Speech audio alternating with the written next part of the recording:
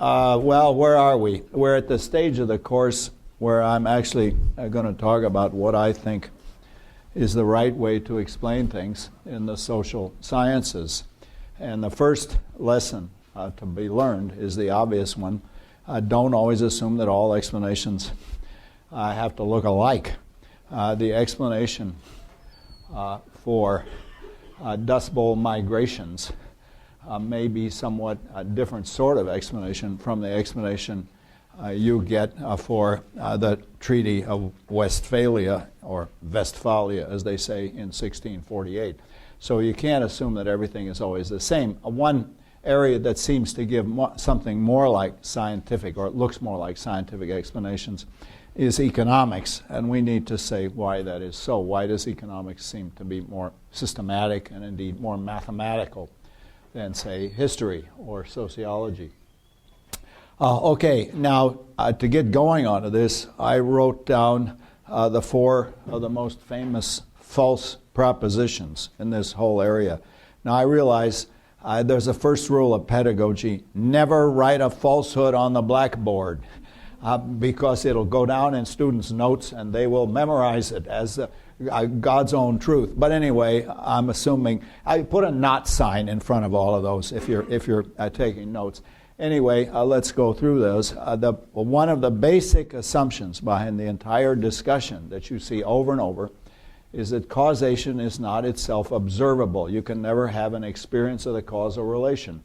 I want to say, on the contrary, it happens all the time. Watch, I just experienced myself causing my arm to go up. Or if somebody bumps into me, I experience them causing me to move. So Hume is the father of this view. And what you remember what he says is we never experience necessary connection. We just experience regularities. And I want to say he was looking in the wrong place. Of course, if I just look at light switches and the lights going on and off, I never experience causation. And maybe for that reason, observation is the wrong word here. But I do have a direct experience.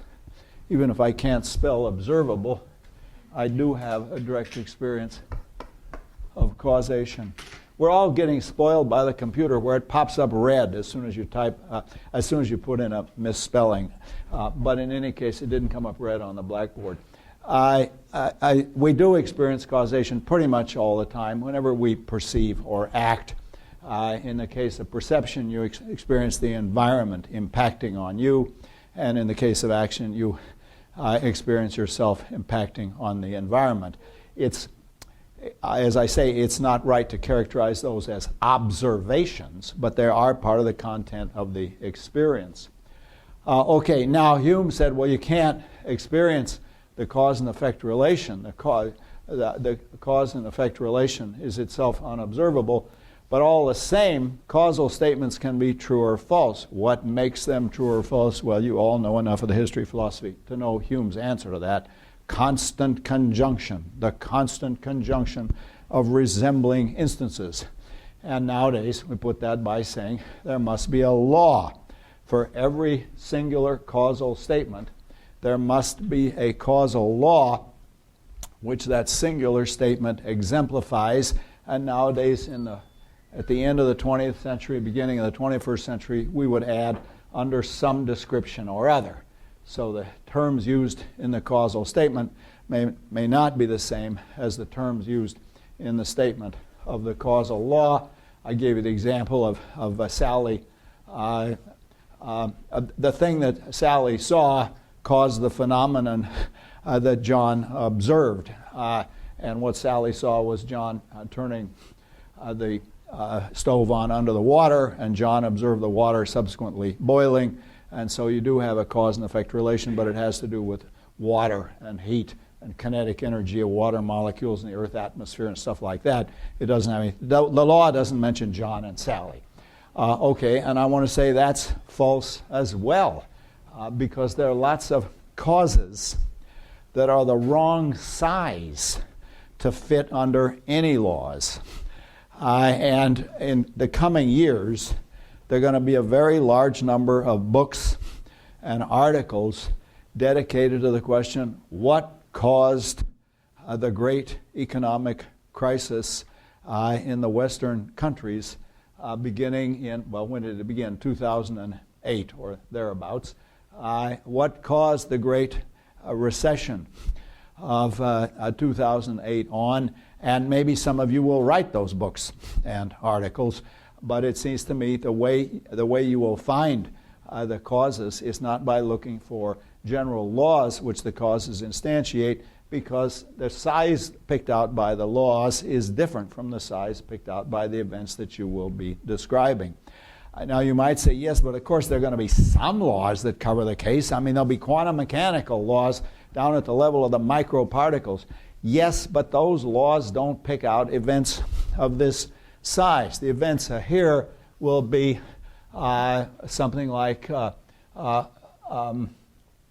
real estate investments of an extremely ridiculous kind. I mean, at the time I thought this is absolutely crazy what people are paying for houses. Las Vegas was my favorite. The way it worked in Las Vegas is this.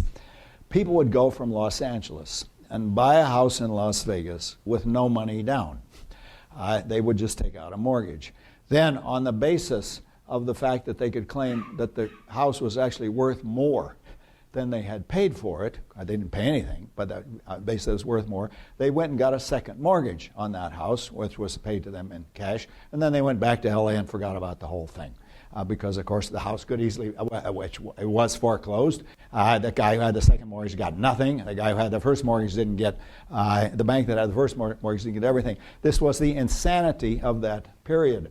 And there was a mantra at the time. It'll be interesting to see how the mantra survives. The mantra was the free market.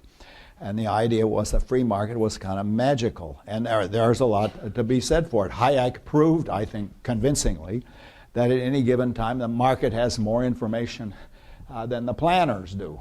That is, market forces contain more information about supply and demand than what the planner can figure out in Washington. Anyway, there was a lot of, I'll use a technical term, nutty real estate investments here. Okay, now of course, all of those exemplify laws, but here are the laws. Here, laws, real little laws having to do with the quantum mechanical phenomena going on in people's brains. But that doesn't, the laws don't instantiate, the causal relations don't instantiate a law under some different description. The sense in which they instantiate these laws is the sense in which anything instantiates the laws. The chair and the table are constantly instantiating all sorts of laws at the subatomic and atomic and molecular level. So it's just wrong to say that for every singular causal statement there must be a causal law. And Nancy Cartwright, I think, puts this well when she says there aren't enough laws to go around. And as I told you, there's a book by her which didn't get the attention that it probably deserved, called How the Laws of Physics Lie.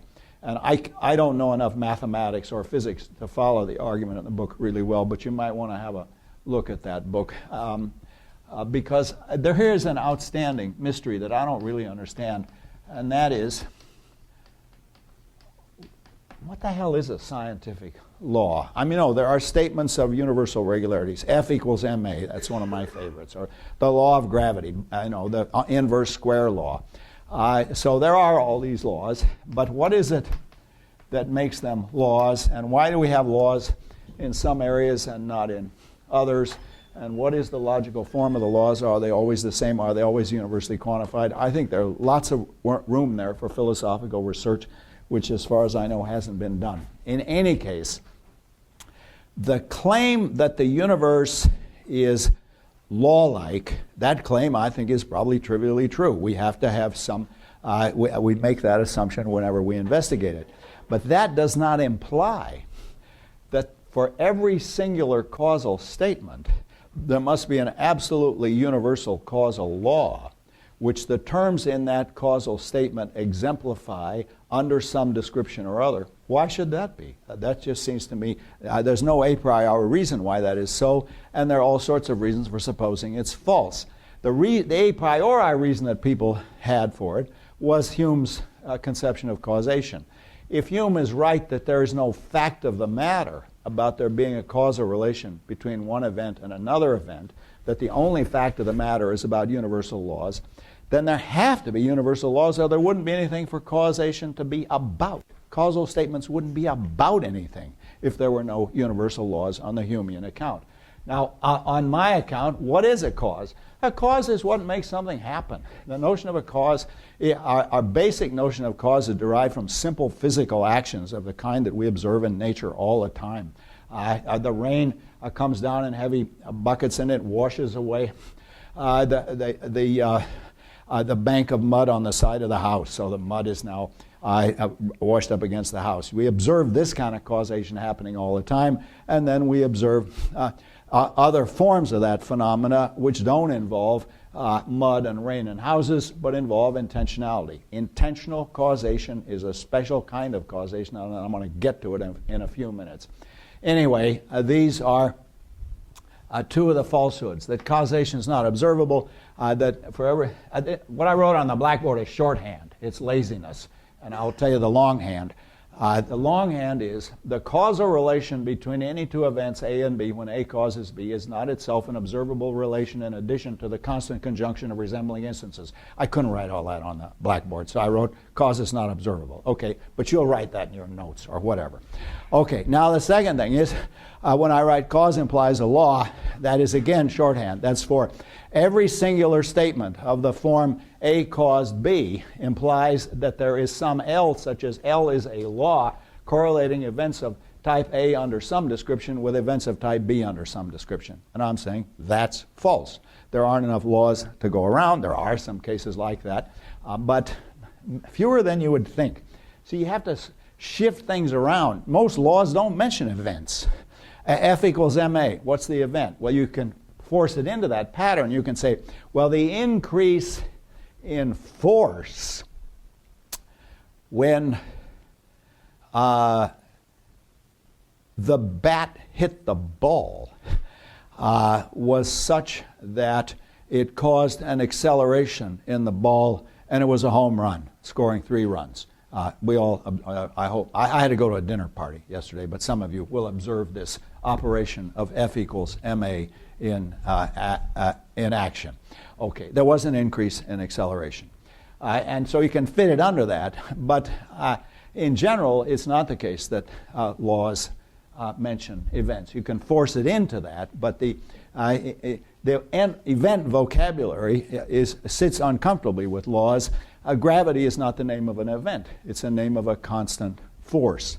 Okay, now this again seems to be mistaken, that explanation consists of subsumption of a phenomenon under a universal law.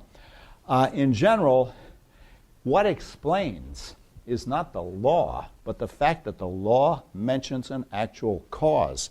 So if I explain the falling body by subsuming it under my favorite example, that S equals 1/2 gt squared, then there is a law, but the law explains not because of its syntactical form, but because the law describes a cause. The cause in that case is gravity. So it's not the syntax of the universally quantified statement together with the subsumption of something under that syntactical form that explains. It's the fact that the law mentions a cause. When the law doesn't mention a cause, the specification of the regularity has no explanatory force at all. Why is it daylight now in Berkeley? Well, there's a universal law. Dark is followed by day.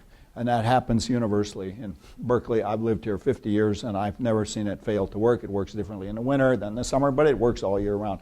But that's not what explains why it's daylight. What explains, well, I won't go through the story about the rotation of the Earth on its axis relative to the sun, but the subsumption by itself is not explanatory.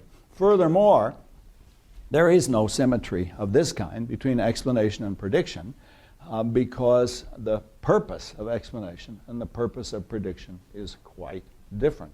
The purpose of explanation is to answer the question, why did it happen? Where why there asks, what made it happen? What forces worked on it to bring it about? But the purpose of prediction is to enable us to figure out what's going to happen in the future so that we can better control it and cope with it and so on. So, for example, right now, and over the past 24 hours, there are a whole lot of people trying to predict, will it rain in the Bay Area this afternoon? Will the rain get as far south as Candlestick Park? And other momentous issues are at stake. And nobody says, well, we got to do is subsume this under a universal law. No, what they got to do is figure out that damn cloud patterns and figure out what the wind direction is and which way the wind is blowing, and will it blow the clouds that I assume are now raining on Healdsburg and other northern cities. Will they get as far south as San Mateo? So the purpose of prediction is quite different from explanation, and an extreme case of this is barometric pressure. I have a gimmick in my house that's supposed to enable me. It doesn't work very well, but it sort of works, and that is the relation between barometric pressure and weather. There is a rough correlation that enables you to make certain kind of predictions, but the barometric pressure doesn't explain the weather. Rather, the weather and the barometric pressure have the same type of meteorological explanation. So it's just, again, I think a mistake to suppose that explanation and prediction are symmetrical. They're really quite different. They serve completely different purposes. Okay, now those four propositions are absolutely standard in the literature. I mean, they're the prevailing orthodoxy about causation. And indeed, Davidson thought that he had made an enormous advance, and a lot of people thought he'd made an enormous advance when he said that the law that subsumes the particular causal statement need not use the same vocabulary as the vocabulary used in the statement of the original causal relation. You can have a different vocabulary in the statement of the law from the vocabulary used to describe the actual events. But that led him to say, you don't have to know what the law is in order to know that A caused B. You just have to know that there is a law. And I want to add to that, you don't have to know that there is a law. And indeed, in many cases, not only do you not know that there is a law, there's overwhelming reason for supposing there couldn't be a law.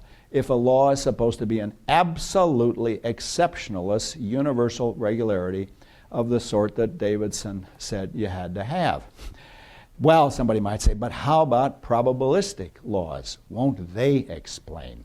Well, let's think about that a minute. I've always been suspicious of this. The idea is that if there is an 80% chance of rain in the Bay Area under these conditions, then if it rains, that law will explain it. There's an 80% chance. And if it doesn't rain, guess what? That will explain it too, because that's the 20% that doesn't happen. Well, that looks like it's very hard to lose with that type of explanation, because if it happens, that shows that it was part of the 80%. If it doesn't happen, it was part of the 20%. And I think that's what we're interested in, to repeat the point, is what causes are actually operating, not what is the statistics. Again, there will be an election on Tuesday. I will vote. My vote is, I think, fairly predictable, but is the explanation of my vote that I exemplify the descriptions under which the predictions could be made.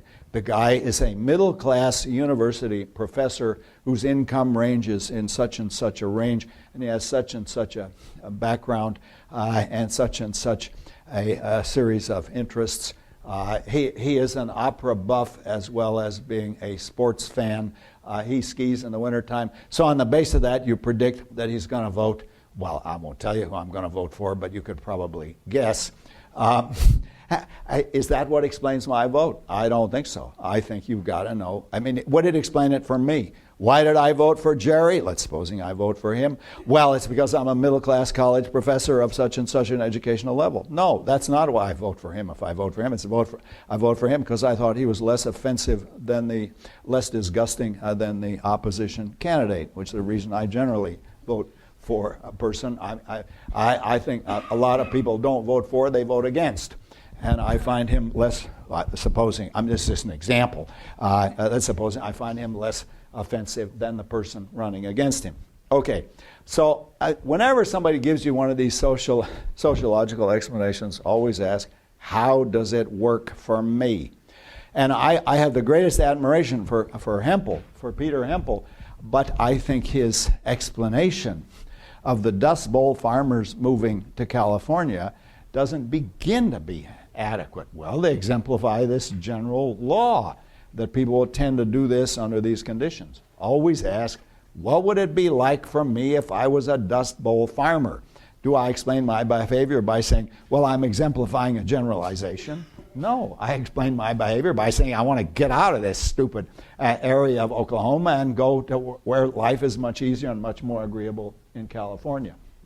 Okay, so that's my peroration against the orthodox conception of causation and explanation. However, having said that, I now owe you an account of what sorts of explanations I think are right in the social sciences. What are the good ones? And indeed, why is it that we don't get bridge laws?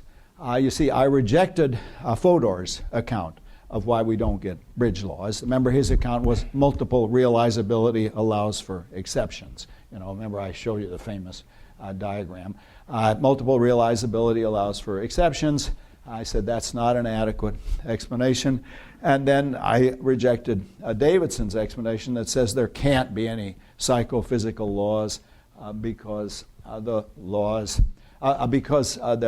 psychology has rationality as a constitutive principle, and there are no echoes of rationality in physics. And you remember I said about that's not adequate either. There's no reason why rationality couldn't itself be neurobiologically realized. If Chomsky's right, or he doesn't hold this view in quite this form anymore, but for a long time he held the view that each of us has programmed at the end of their brain the rules of universal grammar, and that's what enables children to learn languages.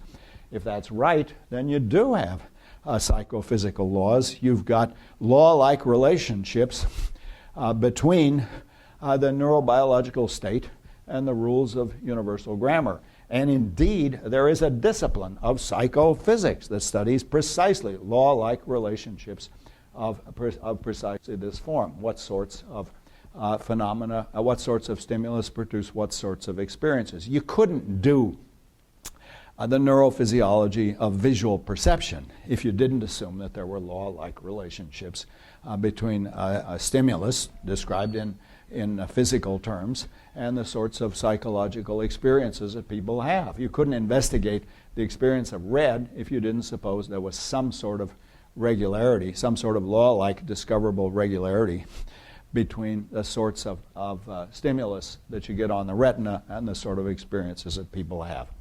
Okay, so that's my peroration against the orthodox conception of the relation of causation and explanation. Now I want to consider a type of explanation that we haven't so far discussed, and that was functionalism. There was a period in history, I think it's probably gone now, when people thought what sociology in particular, but what the social sciences in general need are functional explanations, and you need a distinction between the manifest function of a social phenomena and the latent. The manifest being the surface or official or what people are aware of or conscious of function, and the latent function, which was the deep structure, the underlying force that was driving the actual institution. So I'm going to turn to that, but first let's talk about this, because as I said, all of this, I am very much in a minority in all this. Jennifer. What would rationality consistency like in the neurobiology? Sorry? What would rationality, consistency, Yeah. and coherency look Yeah. like in the neurobiology? Yeah. I mean, you keep applying, referring to Chomsky, but are you saying that there would be sentences in the neurobiology? I mean, what would it look like? Well, okay, here's what, suppose it's a universal law. It's a law of universal grammar that sentences in all languages have to contain noun phrases and verb phrases. So the child would have in his or her neurobiology a rule which we could write as this way: It needn't be in that way. Sometimes you have the verb first, and you have ergative languages where you mess around with the verbs in various ways.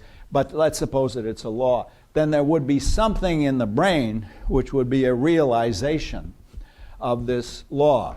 And there's no reason why it couldn't be a single component in the brain. Let's suppose, I don't know that this is the case, but let's suppose that there are law-like relations between certain sorts of color perceptions and what is happening in V4, which is the visual area 4 of the visual cortex, that there are law-like relations. Now, it doesn't mean that when you see the red light, a red light goes on in the back of your skull. That's not it at all, but rather that there is a correlation, a law-like correlation between your perception of red and the stimulation of the red, the red specialized receptors in visual area 4. I don't think that's likely to be true, but I don't think that the Davidsonian considerations of rationality make it impossible. That's the point. Well, okay, but this is subject to the constraints of rationality because, for example, if the child experiences languages that don't have anything like that kind of structure, they can't learn it. I mean, their reasoning processes will not be able to sort it out. However, there is a problem here. What's meant by rationality? You see, what are the constraints of rationality that we're supposed to think of as somehow constitutive of intentionality? Davidson said, well, if somebody were really irrational, then we couldn't make sense of their, we couldn't make sense of, we couldn't even ascribe intentionality to them. But we do that all the time. I mean, I think a lot of the views held in Nazi Germany were extremely irrational, but I can tell you what the views were and why I thought they were irrational. Let's take the Childrens Crusade. Now, I discovered something today on, of all places, Wikipedia, which I think is a repository of falsehood. But I thought I would give the example of the Children's Crusade, and it turns out there probably never was such a thing. It's a myth that grew in the late 13th century about events that were supposed to happen in the early 13th century. I always thought it was one of the nuttier features of European civilization. I mean, the Crusades were crazy enough. I mean, the whole idea of the Crusades was ridiculous, and we got beat. Something that we're not eager to repeat, but the Muslims are happy to repeat over and over. That we got beat badly by the forces by the godless forces that we were trying to overthrow. But the Children's Crusade seemed to me the nuttiest of all. But apparently, it never happened. But in any case, if whether or not it happened, it's an irrational idea, and we understand it. I mean, we can make sense of it. Apparently one group of very young people, children may be a mistranslation, one group of very young people did get as far as southern Italy, where they thought God was going to part the waters so they could walk to the Holy Land. Well, God didn't part the waters, so they all had to disperse and go home or do whatever people do when they're disappointed in that way. Okay, I'm not quite sure what that was, question that was an answer to, but yeah. This is also a tangent, but so one of the benefits of your approach as opposed to the economic model is that on the economic model, everybody turns out rational. Yeah. And so it's a benefit of your approach that you get to say that the smoking lung doctor is irrational. Yeah. But then the question arises, what is your measure of rationality? Mm-hmm. Because you deem it so, or what? Well, tell me the example, and I'll tell you why I think it's irrational. The doctor thinks, yes, if I smoke this stuff, it'll kill me. And it's so depressing that I really need another cigarette. That's irrational. Now, why is it irrational? Because the doctor is adopting a policy which he knows, he's intentionally and voluntarily adopting a policy which he knows to be against his best interests. And it is like our discussion of weakness of will. Say some more. Well, so maybe, I mean, you've talked before about how justification and rationality come apart. Yeah. And so maybe what you're saying is that when they come apart, that counts as an irrational action. Like, Well, not necessarily. Yeah. Clinton because of the exams, for example, would you classify that as an irrational action or not? Yeah. I think people often have a distinction between the justification they give and the explanation that they give. And I gave you an explanation of why I voted against Clinton. I don't think it's irrational. It's just I had reasons which I think don't move other people. But I think they're perfectly legitimate reasons. Do you remember the example? I voted against Clinton because it turns out he took the scholarship and never took the exams. You have to take the exams. He used his time in Oxford to make connections, to, as they say, network. A peculiarity of English, any noun can be used as a verb. And one of the ugliest is network. So he networked, to use the past tense. Yes? So Yeah. I agree with her. I'm still confused as to what, like, when you call something irrational. Yeah. Like, the doctor smoking seems perfectly rational. But, Does it seem rational to you? what's that? Well, as somebody who does unhealthy things all the time and has, I do unhealthy things all the time, and I have a good explanation for why I do them. Yeah, but do you think they're rational? Do you think it's a rational thing to do? I'm not sure on what basis we're judging. Well, one way you proceed with a question like this is take clear cases. Give me a clear case of an irrational act, and then let's discuss why it's irrational. Jennifer, you're going to give us a clear case. Continue with this Yeah. tangent. I think, not to defend the Crusades, but let's say it's the 13th century. Yeah. And we have a belief set. You have what? We have this belief set. Yeah, belief set, right, yeah, And I'm into yeah, them. yeah. I think we really got to get down to Jerusalem. And within my group here, that's perfectly consistent. I'm going to act consistently with that. I'm going to jump into the Crusaders. Yeah. And go down. In fact, one of my relatives did, yeah. So go down there. So I don't think that that's irrational. And it's Yeah. not my opinion. It's just given the definition of acting consistently, given your belief set and your desire set, acting consistently within that, that's rational. But knowing what we do now, we can assess. We can say that was we can irrational, now yeah. assess and say these were irrational ideas because they had no relation to fact whatsoever. Well, all right, but then is it possible for there to be irrational behavior? You see, is there such a thing as collective irrational behavior? Yes, sure. When I start acting inconsistently within the belief set. So it's only relative to your own belief set. To our group. Okay, all right, but now, so what would be an example of an irrational act then for you? Not going to Jerusalem. Not going to Jerusalem. That would be irrational. Or let's say I'm down in Phoenicia and we burn babies Yeah. down there because we think we're going to win the naval wars. When we Yeah. do that, that's completely rational in Phoenicia. Yeah. Not particularly in Lebanon or any of the other places that they don't do it. Yeah. But let's say, now it revolts us. We thought that was irrational because, of course, burning babies doesn't help in war. But an irrational act is, I believe this is really going to help us win against the Greeks. Yeah. Well, this is going to be a good exam question. Give an example of an irrational act and explain why it's irrational. And it'd be nice if it was historical. Was Hitler irrational on your account? See, I think he was. I think he had a number of irrational beliefs. Some beliefs are just plain irrational. Now, the Japanese are, in a sense, is more interesting because the Japanese behaved as if standard economic theory were right.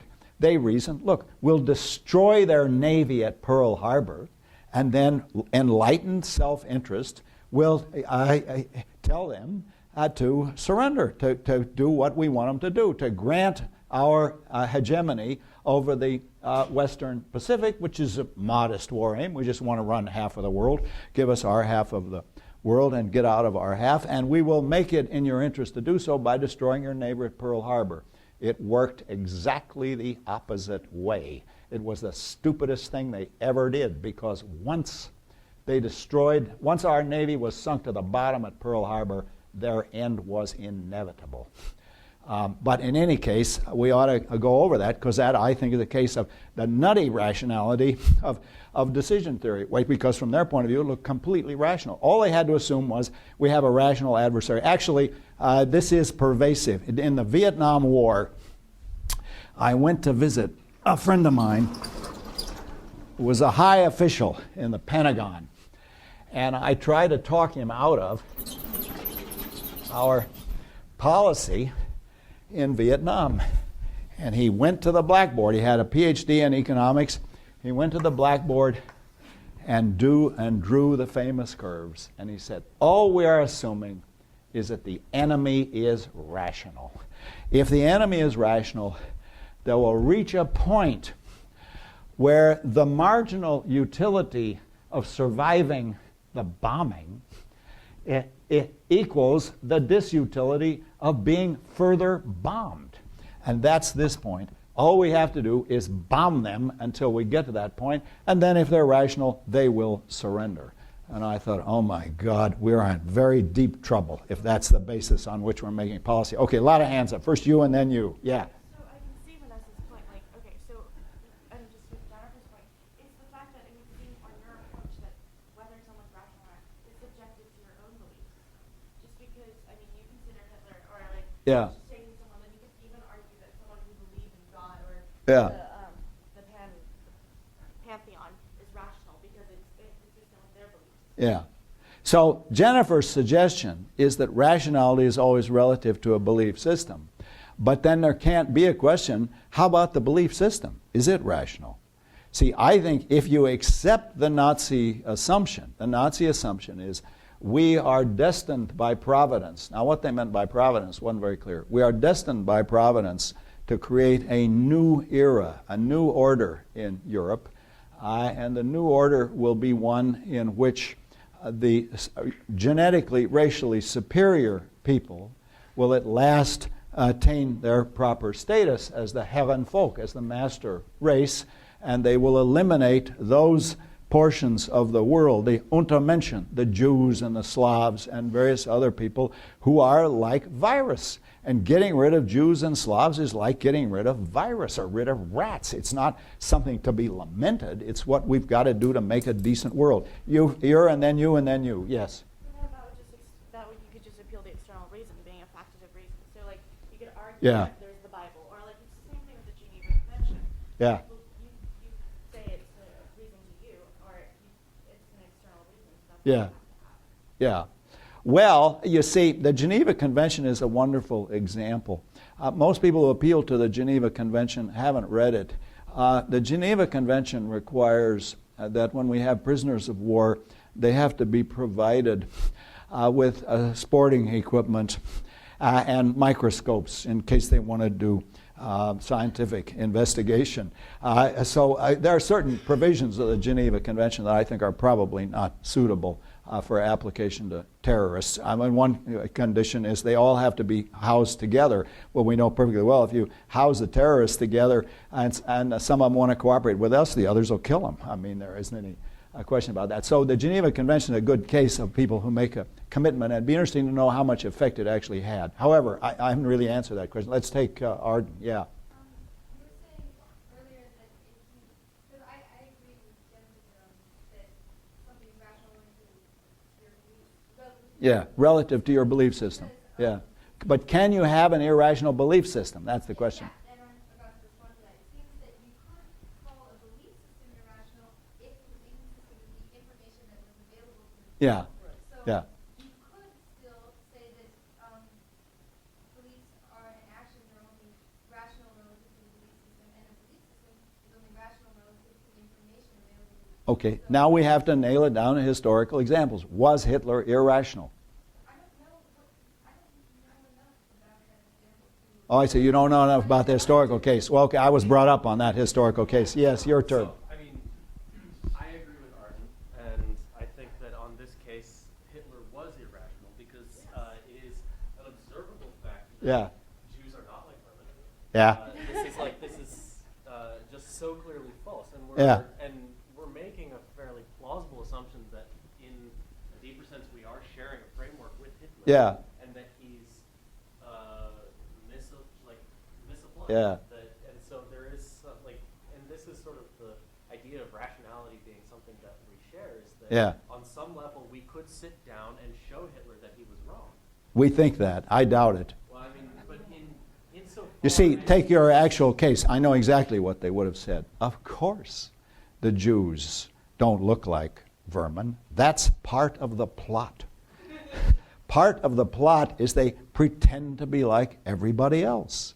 But we all know the sinister effects of having Jews in the community. Go ahead, I'm sorry I interrupted you. Yeah. And you can twist it, but I think our assumption is that on some level, Hitler and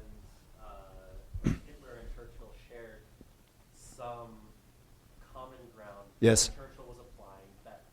Yeah, no, I think that's right. I agree with that. That is, we have to make the assumption that there is enough of a background so that communication is possible. The difficulty was that the presuppositions were quite different. See, the First World War was the great catastrophe of the 20th century. It was an unimaginable catastrophe because there had been a century of peace prior to that. The 19th century lasted from 1815 to 1914. Just the 20th century lasted from 1914 to 1989 for reasons that we'll get to. But there had been such a long period of peace that the slaughter that occurred in the First World War was inconceivable.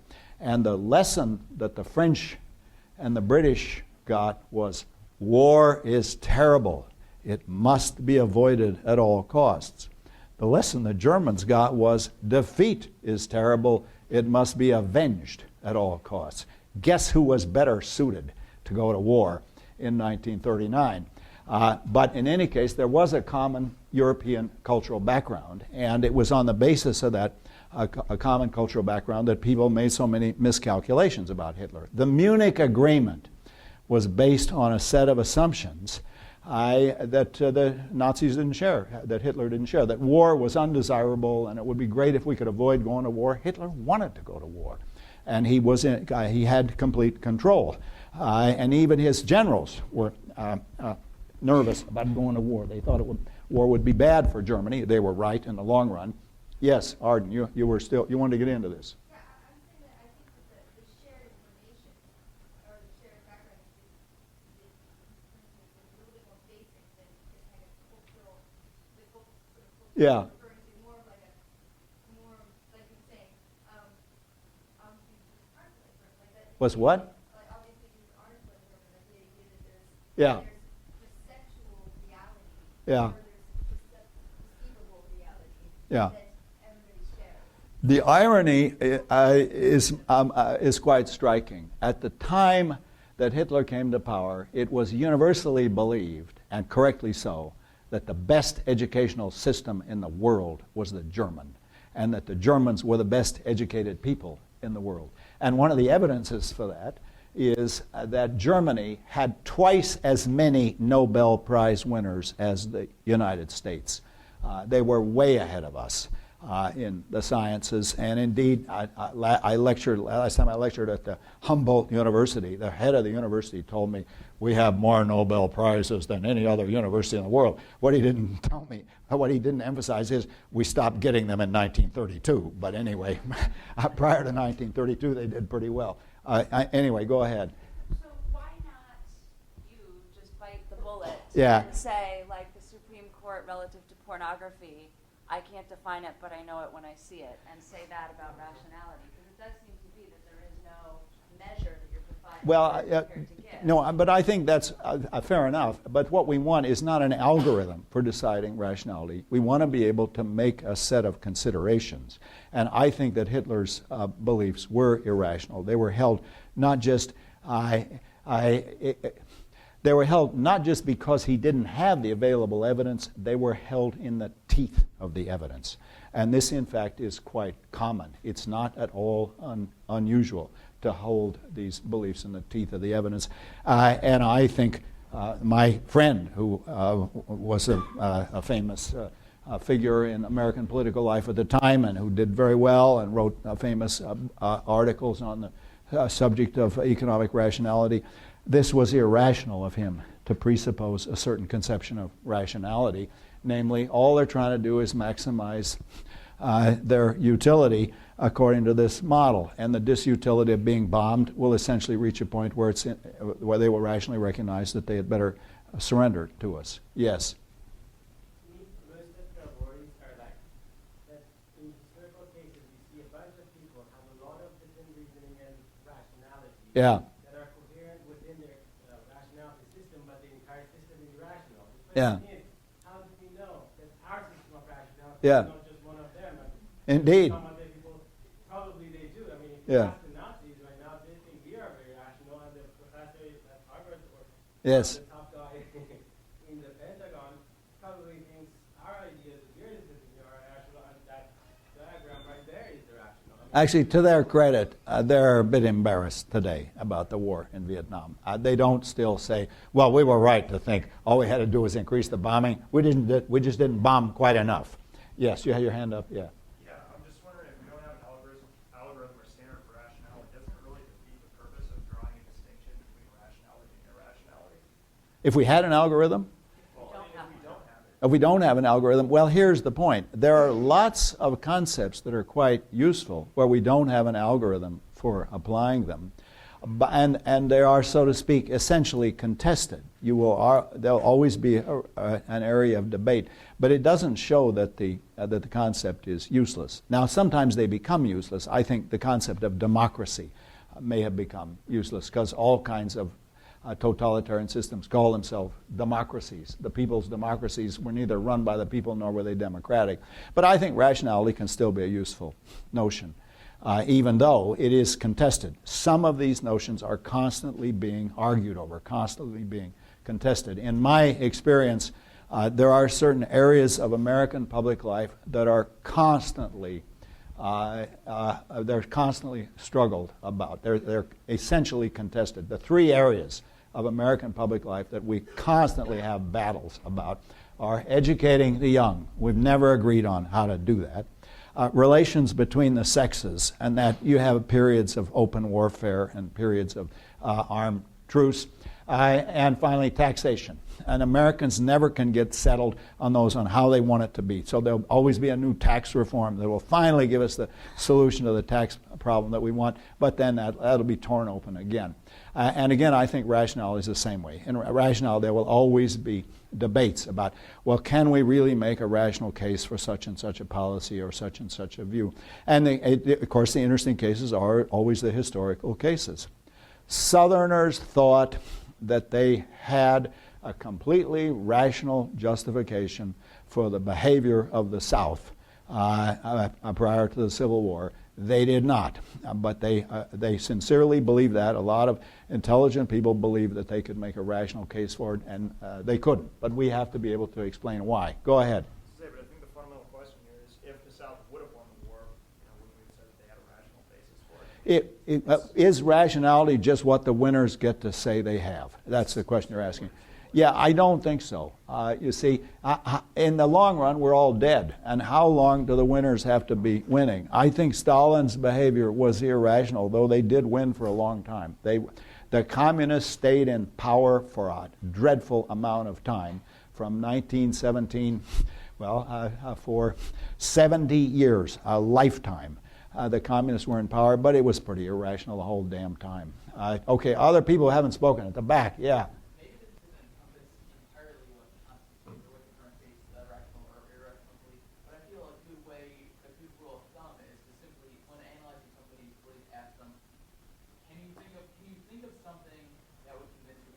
Yeah. What would be observed for you wrong? Yeah.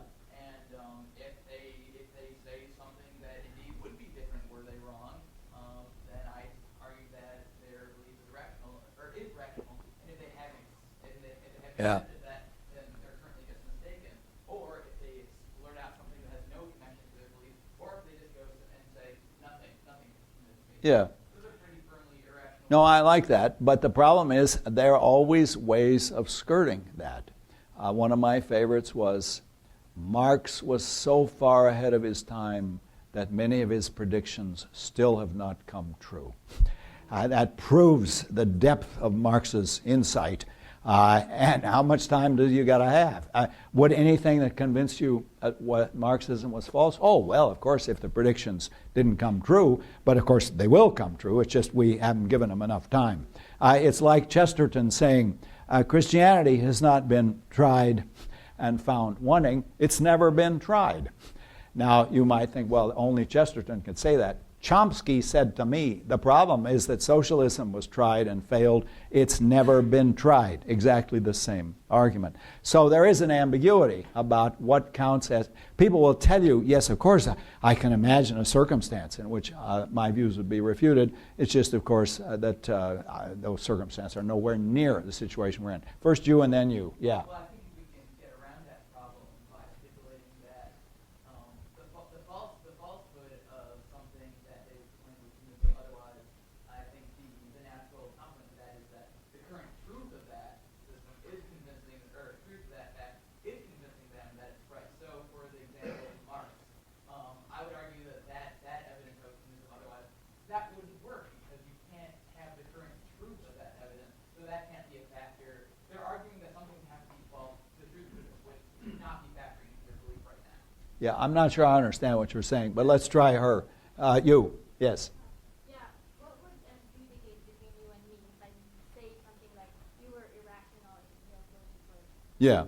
Oh, well, the interesting thing is, watch how people actually argue. See, we've had these kinds of arguments for a long time about moral issues. Was such and such moral or immoral? Now, the people think the fact that there's no algorithm for resolving that shows that there is no rational resolution to it. But that doesn't follow. Often you can make a stronger case for morality and immorality, and always ask yourself what, I think your question is a good question. What would convince you? There's an interesting case of rationality in action, and it is the meetings of university departments. And I've been sitting in these for 50 years. And what happens is you go around the table and everybody states their opinion on the issue, and then you vote. Now, there's a remarkable fact. All of these are professional intellectuals, and nobody ever changes their mind as a result of rational argument. Once in a department meeting, I was convinced by what somebody had said. So I voted in a way that was the opposite of what I had defended. And when my turn came, I defended a certain motion, and then people convinced me that my position was wrong. So I voted the other way, and people regarded it as a personal betrayal. How could you let us down? They thought it was a sign of weakness of character on my part that I allowed myself to be convinced by rational arguments. So you have all these professional intellectuals, and they're very good at presenting their case. And indeed, the only problem they have is most of them are used to talking for a minimum of 50 minutes, and that won't do. You've got to find some way to shut them up. But after you go around the table and everybody presents their powerful rational arguments, no one's opinion is ever changed. And on the rare occasions when it is, this is regarded as a sign of weakness of character, stupidity, immorality, or something worse. The people who convince you don't regard you favorably, but the people who were on your side and are now find you against them, they think that you really let us down badly. Yes? In your book, you say you don't want to provide an algorithm to distinguish between what is rational and irrational. Right. You just want to, if something is perceived to be irrational, you want to explain why it's perceived in that way. That's right. And now you're saying there might in fact not be such an algorithm. Yet Yeah. it is possible to always say why something is irrational. That's right. How can that be? How can it be without an algorithm? No, how can it be that it is always possible to tell someone something is rational Yeah. or irrational, and yet there is no underlying coherence? Yeah, well, you say there's no underlying coherence. That's not the same as there's no underlying algorithm. Now, let's go through several of the features involved. One feature involved is the background will condition how you represent the phenomena in question. Is it a case of fighting for truth and justice, or was it a case of defending the established upper classes against challenges? Well, how you describe it will be a function of what your background is, and the rationality will be a function of how you describe it. So there will be cases where there isn't a neutral description that you can give. But the mistake is to suppose that unless you've got some algorithm for settling it, anything goes. And this is what was wrong with a lot of ethical philosophy in the 20th century, is a lot of people thought there is no algorithm for resolving ethical disputes. There were two proposed algorithms and neither worked. One was Kant's categorical imperative, and the other was the utilitarian algorithm, what leads to the greatest happiness of the greatest number. Neither of those worked. So what is ethical is whatever we think is ethical. And saying that it's a good thing to do is just like hurrah. It's just, this was the emotive theory of ethics. It said it's just expressing your emotional approval of something. But what's interesting is nobody ever can live with that in real life. Nobody ever lives with that.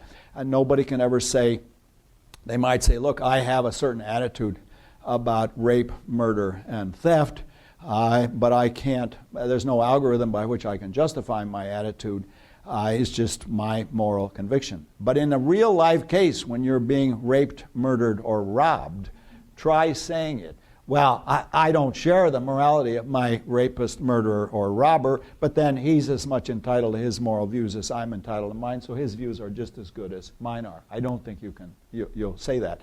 Now, what then do you say? Well, that's what ethical, if this were a course in ethics, we spend a lot of time on that. And I think there are a lot of things you can say. And I've said the first thing. Rationality requires that you be able to recognize desire or independent reasons for action. Now, I gave you a special subclass of those, but of course, if we got into morality, then there would be, because that's what morality is about. Morality is about desire or independent reasons for action. And the question is, what sorts of rational justifications can we give for them? Now, I haven't answered your question. I think it would be, I have to write another book to answer it, but the germ of an answer is this. There can be rational basis for resolving disputes where the rational basis is not like an algorithm for doing arithmetic. Arithmetic is an algorithm. Deciding on questions of public policy and questions of right and wrong are not algorithmic questions in that way, even in cases where all of the parties share the same information, even where the parties have adequate information and they share the same information. Did you have your hand up? No. Okay, other people there? Yeah.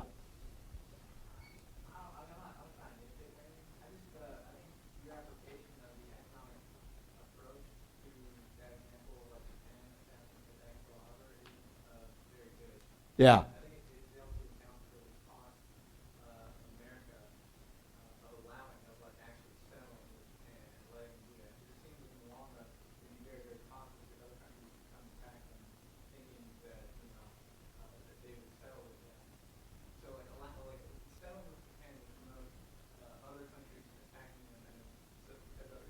Yeah. Yeah.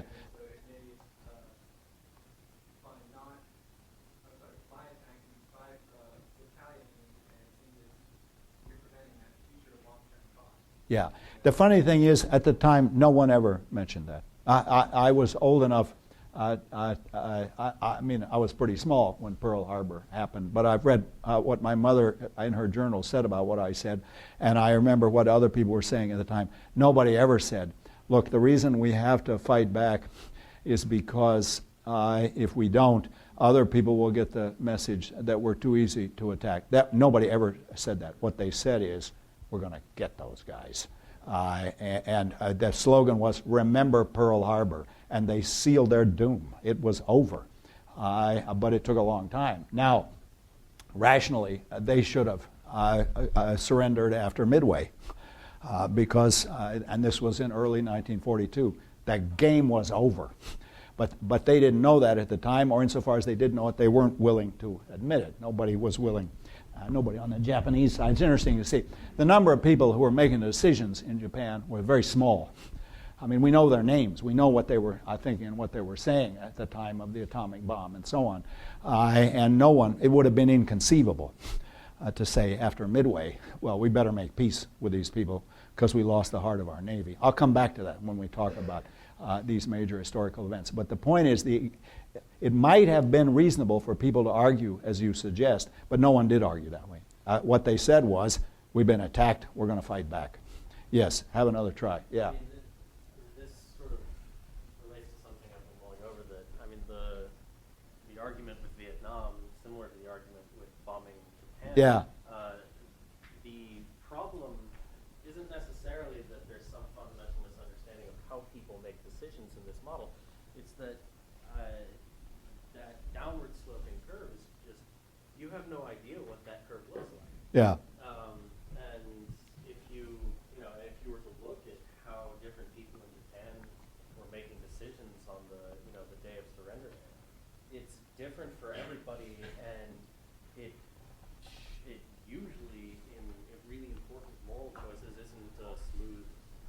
Yeah.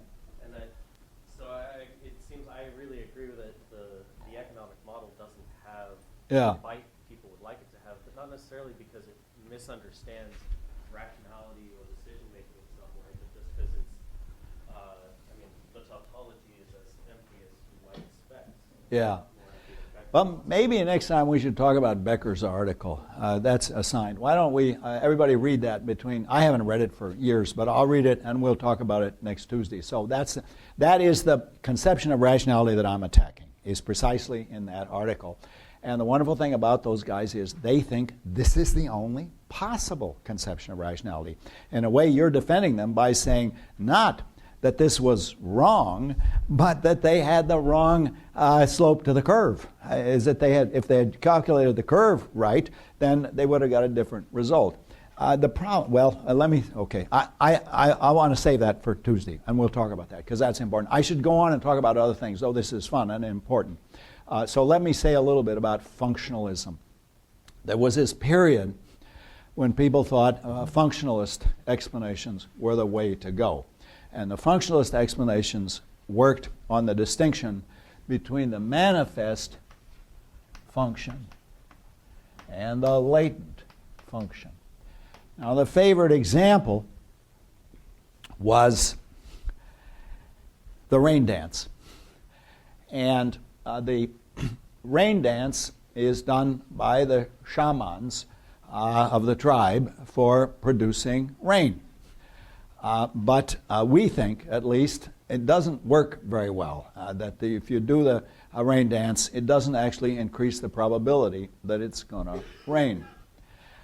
So the question for the anthropologist is, why does the rain dance survive in the absence of any payoff? And the answer to that is that in addition to its manifest function of bringing rain, there is a latent function, and it's in virtue of the latent function that it actually survives. The latent function is that of increasing social cohesion. The social cohesion of the tribe is improved enormously by the fact that everybody gets out with the shaman and we all do the rain dance to try to bring the rain. We have a much greater tribal unity as a result. And the analogy here was with Darwin. It's true that the plant doesn't turn its leaf toward the sun in order to survive, but rather it does it for some mechanical reason, variable secretions of auxin, and plants that do that are more likely to survive than plants that don't. Now, in the same way, it isn't that the increase in rainfall that's brought about by the rain dance, but there is something that is increased by that, which leads to the survival of the tribe and the survival of the rain dance, and that is the latent function, the increase in social cohesion. Now, it seems to me Hempel has a good answer to this. Hempel's answer is, if that explanation is going to work, you have to explain the mechanism by which the latent function operates to preserve the institution that has the latent function. And that is not answered in the example I gave. You see, if it's true, as it obviously is true, that the plant doesn't turn its leaves toward the sun in order to survive, all the same, there is an advantage to the plant in turning its leaves toward the sun, and we can explain how that advantage comes out by talking about the sheer mechanical explanation, the way that the secretion of auxin produces the movement of the leaves toward the source of light. But if the functionalist explanation was going to work for society, if you were going to be able to explain how the latent function explains the survival of the institution, then you have to explain the mechanism by which that latent function is preserved over a period of time, and in a way that the auxin explains why the plants turn their leaves toward the sun. There has to be an actual form of explanation. There has to be an actual causal mechanism, but I don't see one in these cases.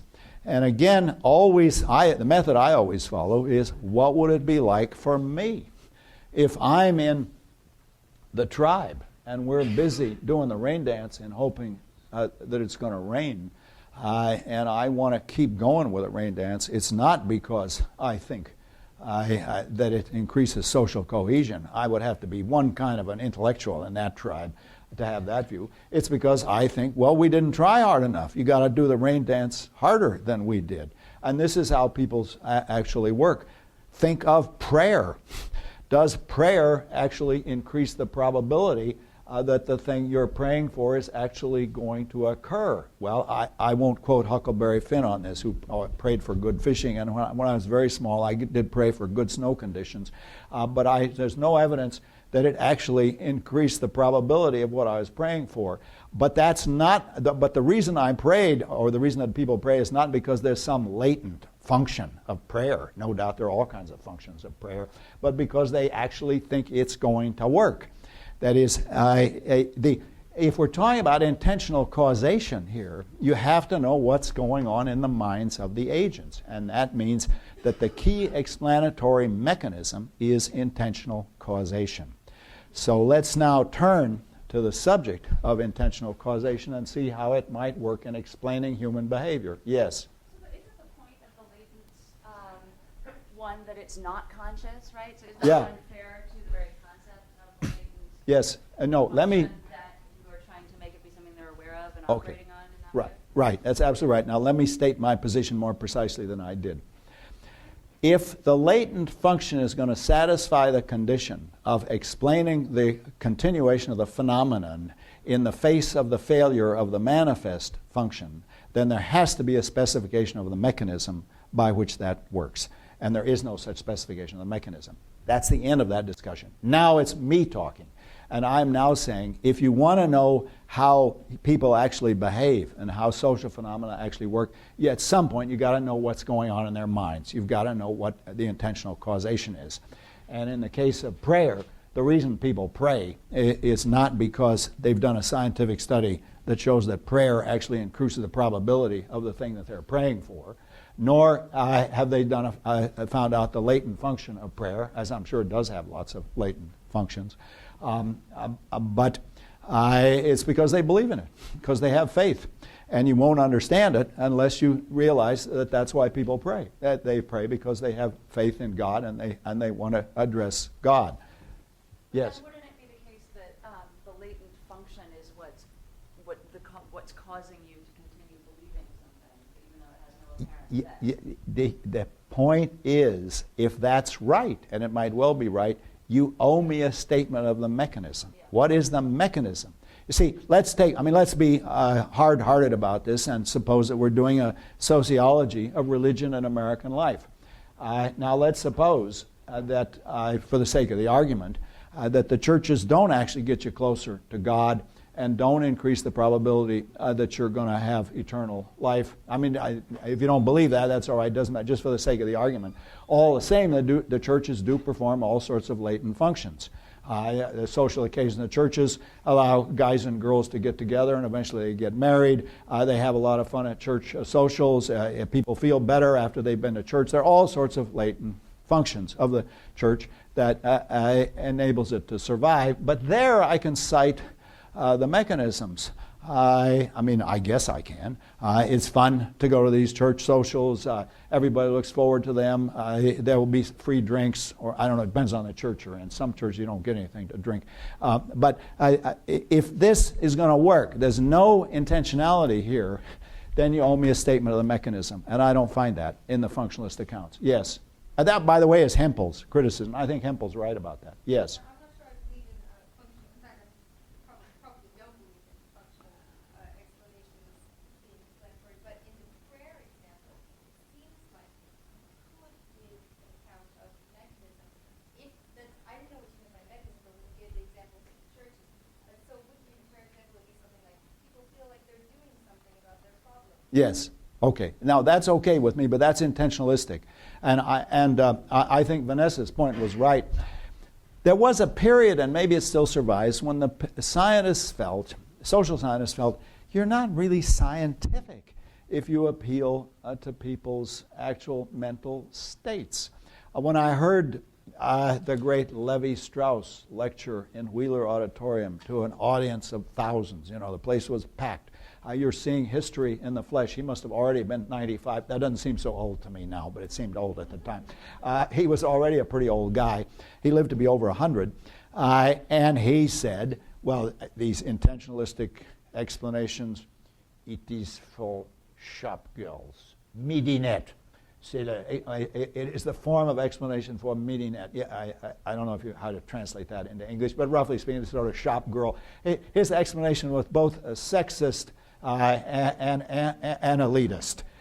It's the shop girls who are inferior in every respect, who believe in intentionalistic explanations. And the scientific explanation cannot cite this common sense stuff. Now, what Levi-Strauss said, we're going to have a functional explanation, a different sense of functional now. This was not this. The word functionalism, by the way, means so many different things in different disciplines. But for Levi-Strauss's definition of functionalism, it had to do with Saussure, where in Saussure you found these oppositions. And the way you explain phenomena is by showing there's a dynamic operation of the opposition between the raw and the cooked, the short and the long. And maybe we should talk about that too.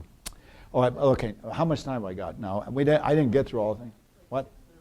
Okay, not long. Okay, so here's what we went through today. We scratched the surface of rationality, and on Tuesday we're going to go over Becker's article. And because that's an intelligent statement by a guy who holds the view that I disagree with. Now, your point is one we have to take seriously. Maybe there's a way of refining the statement of his view where it's no longer subject to my objections. So we're going to talk about that. And I don't know that we need to talk about Hempel on functionalism. I think we can probably, I mean, maybe this is enough for that. But I should probably explain what functionalism in the other sense, which is normally called structuralism, and something I call structural functionalism. So I should probably explain a little bit about structuralism. So we have structuralism, and then the Becker conception of the economic method of thinking. And economists still believe that. I mean, they think there is a sort of economic style of thinking which is the right way for rational people to think. And if you do well in economics, you should learn how to think the way economists think you're supposed to think. As I think I told you, I had fun debating these guys in Chicago, Posner and Becker. Because they couldn't explain to me why it was rational of me to come to Chicago, and I could explain to them. I made a promise, but they thought, well, it must be, maybe some secret, something you're not admitting here, like you really were afraid we'd think badly of you if you didn't come to Chicago. All right, I think we run out of time, haven't we? So we'll go on with this on Tuesday. I don't know if this is fun or not, but let's do these two, and then we'll go on with the other material where we apply the theory of social institutions to other subjects like political power.